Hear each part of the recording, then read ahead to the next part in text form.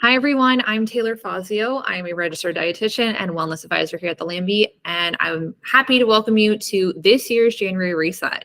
So the January Reset is allowing some community aspect into goal setting, accountability, looking into our health and wellness for not only January, but the year beyond. We wanted to start with a little bit of a workshop on how to set goals that actually last. Goals typically are at the top of the new year in the terms of resolutions. And classically, resolutions are known to not stick. Research actually shows that only 9% of resolutions last into the next year, and 23% of them actually end within the first 4 weeks. So, in order to make goals that stick, there comes a little bit of practice to setting them, creating them, making sure they're aligned with your values, foreseeing limitations, and making sure that they actually last you into 2025 and beyond. So let's get into it. A quick overview of what we'll go over is why set goals in the first place, talk about SMART goals, some examples, long-term versus short-term goals, how to prioritize the goals that you set, tracking them over time, overcoming those challenges that inevitably occur, and we'll give you some resources to walk away with.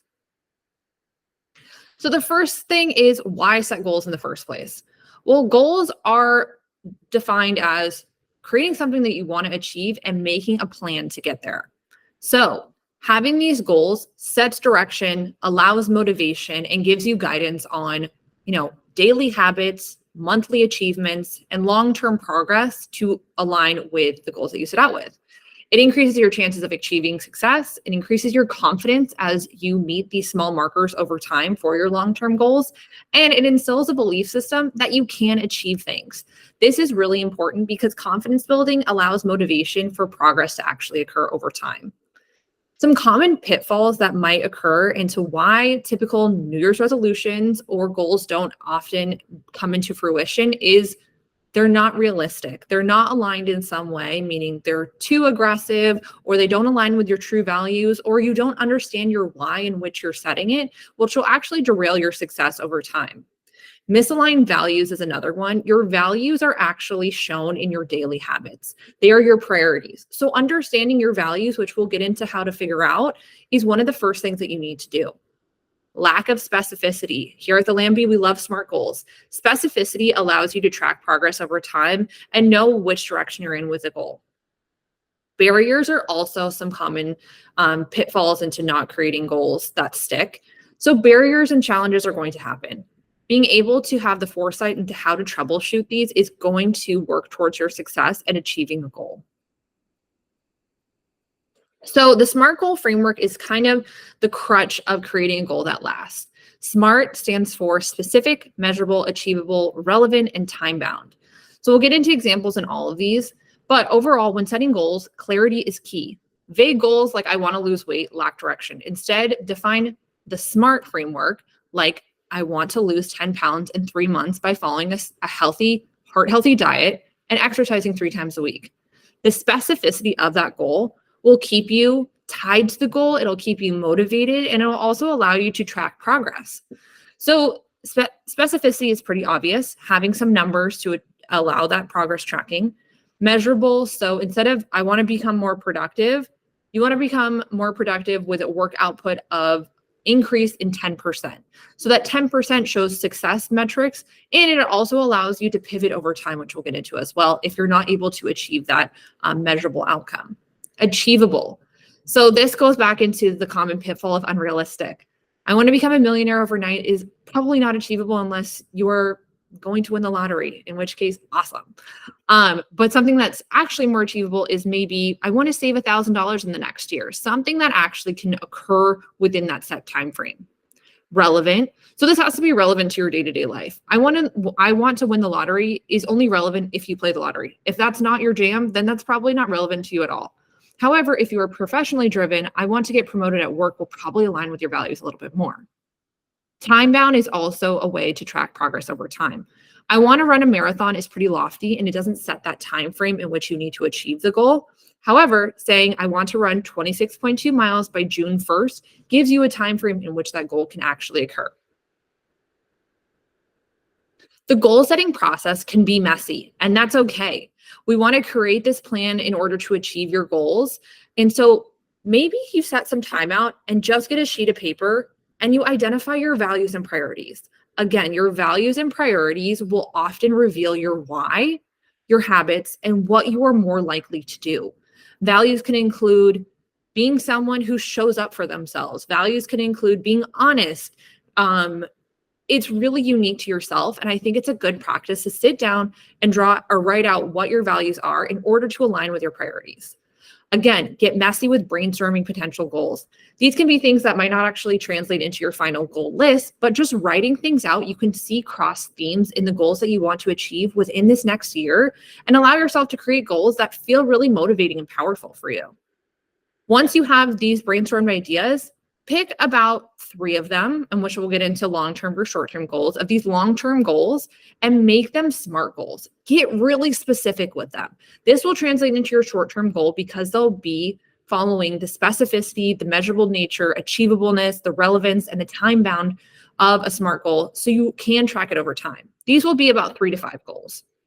You want to have that timeline, which translates from the time-bound nature of a SMART goal, in order to track progress over time, stay accountable, and still feel motivated. If you say, I want to walk 10,000 steps every single day, 10,000 steps on a daily basis. Or if it's more realistic for you to say, I want to achieve 60,000 steps in a week, you can kind of see where you're at and then pivot over time if each thing has a timeline on it. Additionally, once your goals are down, you want to make sure that you have resources that you might need to achieve each goal. Maybe this is a book, maybe it's a podcast, maybe it's accountability network. Whatever it is for you, the possibilities are endless these days. And trust me, if there is a podcast that you need, you can probably search for it or ask a friend who already does this habit that you're trying to set as a goal. If let's say you want to do a marathon training, see your friend who runs marathons and ask, hey, was there a podcast that really motivates you for running? Is there someone to follow on Instagram? Is there a book that you love? Is there a specific shoe that you like? These resources will really increase the chances of achieving these goals and creating sustainable habits over time. Monitoring progress and making adjustments is imperative. It really does not behoove you to make black and white rules with goals, such as I'm either on or off, because adjustments will inevitably be needed because barriers will exist because life does not exist in a linear framework. Things will happen, things will get in the way, but knowing how to pivot, having the foresight into how to accomplish wins within barriers, and giving yourself grace to adjust as needed is just as important as monitoring your progress and celebrating your wins. We'll get into the worksheet, which will allow you to break down each of these steps, just an idea of how we want to start. So long-term versus short-term goals are very different. And if you're a Lanby member, you often hear me say long-term goals are lofty. They're non-specific. They are probably within that brainstormed list in which you just wrote, and they take a little bit more time to achieve. And maybe not perseverance, but they just take consistency. So let's say you want to achieve weight loss. That can just be your long-term goal, lose weight. A short-term goal could be broken down into saying, okay, if your goal is weight loss, your short-term goal could be, I want to go to the gym 3 days per week within the next month. A short-term goal is following that SMART goal framework, and it also is within about a 1 to 3 month time frame. It's achievable, and it allows you kind of a progress report. So what's your Q1 check-in point? Was I able to go to the gym 4 times or 3 or 4 times a week within that month? Yes or no, and adjust accordingly. It's never a loss if you don't accomplish your goal. It's just gained information and allows you to pivot. Daily habits are another way to break down these short-term goals. What can you do consistently on a day-to-day basis that will work towards your long-term goal? This is going to be very specific to you, but again, it goes back to this idea that small changes over time lead to big wins. So don't think that, oh my gosh, if I only take the stairs every day when I go to work, that's not really accomplishing much. Actually, taking the stairs nearly half the days in a year is going to translate into a win. So small things over time, a nod to atomic habits, is going to be a huge win.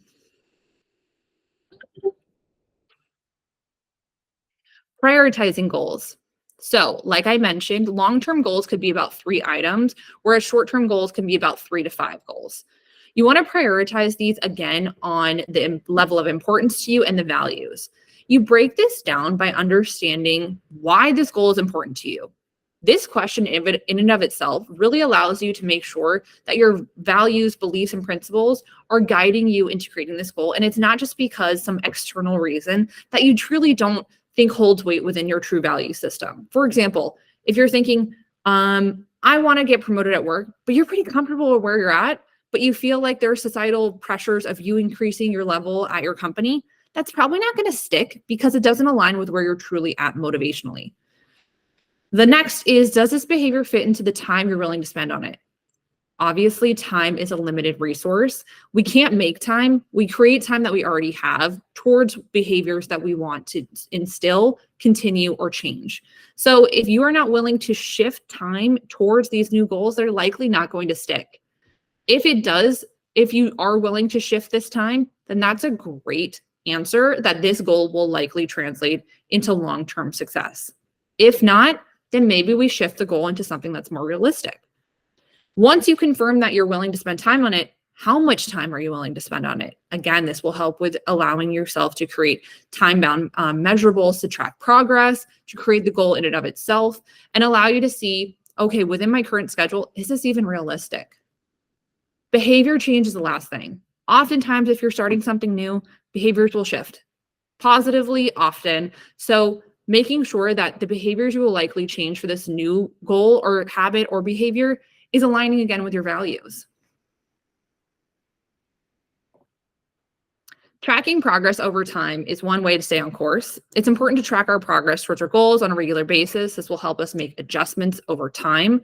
Some people like to use charts that they create on their own, journals, apps, accountability partners, really whatever works for you. Some people don't like this accountability. They kind of intuitively know if they're on track or not, and that's fine as well, but find the system that is going to work towards your success. Tracking over time allows you to make these regular adjustments and assessments of your goals so you can pivot when needed. Again, there is no shame in the game if something that you thought would work isn't working. It's actually, again, information that you can use towards making new changes that are a little bit more sustainable and realistic for you. So tips for staying motivated and on track, because this is the one thing that I don't want us to be a part of the 23% that fall off within 4 weeks. Setting short-term goals that are easier to achieve. Again, think of your quarterly or monthly report. What can you realistically knock off the list to instill that confidence, to celebrate that win that will keep you on track? Break down your goals into smaller, more manageable tasks. So again, it goes back into SMART goals. Celebrate. Make sure that you are showing yourself that you can do hard things and that you are celebrating these successes. It's not easy to make behavior changes. It's not easy to start something new. So really, if you do the heavy lifting, pat yourself on the back or do something nice for yourself. Last thing, don't be afraid to ask for help. Maybe it's someone that's keeping you accountable by telling someone your goal. Maybe it's having a community in which you can stay on track with goals that might look different for each person, but it's same like-mindedness of just staying on track. Maybe, and this is a shameless plug to the Lanby, it's using your care team as an accountability partner or a resource database when you do need support of achieving your goals. Overcoming challenges. I cannot stress this enough, that challenges, barriers, and sometimes not being A+ with all your goals is inevitable. Life happens. So consistency does pay off. It's showing yourself that while it might not happen every single day, more often than not, I am doing what I set out to do. That is consistency. It's not perfection. Recognizing that challenges may occur in pursuit of achieving your goals allows you to create strategies for overcoming these obstacles and staying motivated when they do inevitably occur. Setbacks are, again, information to learn from, to stay persistent and stay consistent. Don't ever see a setback as something to feel shame of. This is why people often yo-yo with goals or things that they set out to do, because once they fall off slightly, they feel like they have defeated the whole purpose of the goal. No. Life is a continuum. Once something happens, learn from it and move forward. Some people actually need that support system, and that's why the Lanby has set off to do a community-based January reset, where their family, friends, peers, your care team to hold you accountable to your goals. On the other hand, some people might feel more pressure and stress to share their goals, and they want to keep them to yourself. There's actually a ton of research that says that either way is actually beneficial, but you need to recognize what works best for you. I personally don't like sharing my goals. I like to journal them down and hold myself accountable. Once I share them, I feel stress for some reason of other people knowing, and I'm less likely to achieve them. That works for me. Maybe you do need someone to check in with, and that's totally fine. Last but not least, be flexible. Give yourself grace to adapt your plan as needed over time. As I mentioned, common mistakes are not setting up realistic goals that are manageable and small over time, or you lack that social support that will actually align with the goals that you're trying to achieve. So this is a goal setting worksheet that we will send you in blank form, but I wanted to show how all these tactics that I mentioned earlier can translate into this worksheet that you should take some time and complete on your own. Get messy with it. Like I mentioned, goal setting is about getting all your output on a piece of paper and then setting these goals that really align with you. You want to set some long-term goals that can be achieved within 6 to 12 months. Think about 1 to 3 of these. They're super lofty. Your short-term goals are about 1 to 5 items that can be achieved in 1 to 3 months. Again, they're a little bit more specific and they're getting into the nitty-gritty of what it means for each of these long-term goals to be slowly achieved over time. Your SMART goals and your daily habits, or let's say within a time frame that makes sense, are going to be broken down into what you can achieve within two to 6 weeks. Think about 1 to 3 things that you can realistically do. I like the example of take 3 deep breaths before dinner each night before taking the first bite of food. That's not revolutionary, but it will ensure that a new habit is instilled with mindful eating behaviors that this client in particular wanted to use for weight loss. It's very specific and it's very achievable. The next part of the worksheet are understanding your why. Figure out what is motivating you. This can be endless. I want you to think of at least 3 reasons why these goals even exist and why you want to accomplish them. This can be really a motivating factor, so you are more likely to achieve them because you understand what's going on towards why you even wrote them down in the first place. Another question I like to ask Lanby members is, what does healthy mean to you? This allows you to understand what you are striving for if your goals are really health oriented and make sure that they actually align with what you think is healthy. And what health means to you is highly individual. Again, making sure that obstacles are foreseen and you can kind of overcome limitations by having tactics when they inevitably occur. And then another one is looking into the future and showing yourself what are the foreseeable positive outcomes if and when you achieve these goals. This allows us to stay motivated and again, circles back to the why of why we created goals in the first place. Addressing limitations breaks down all the things I mentioned earlier with making sure your goals are aligned with your values, understanding why these goals are important to you, does this behavior fit within the time frame that you're allowing, and having those resources that are available to you. Again, this might seem like a lot, but really understanding your why is so important, which leads me to my next resource, some books that I love. I'm a book girl. I love reading and gathering resources from inspiring authors. Start with why. It's in the title. It allows you to understand your why, which again will propel your motivation to do certain things within a specific time frame. Atomic Habits is probably the best known book on these 3. Atomic Habits is the ethos that small changes over time lead to big rewards. So something that you might think is super, super tiny will actually compound over time. And trust me, it will get you there. And they're more sustainable because they're little bite-sized, easy to achieve habits that, again, lead to big reward. Tiny Habits is actually the predecessor to James Clear's book. But again, it's another resource that if you've already read Atomic Habits and you're like, love it, have it, want a little bit more, Tiny Habits by BJ Fogg dives a little bit deeper into small changes that make big shifts over time. So here's to getting well better in 2024. I'm really excited for everyone to create some goals that stick, that provide clarity, alignment, and visualization, and with an action plan that lead to us feeling good.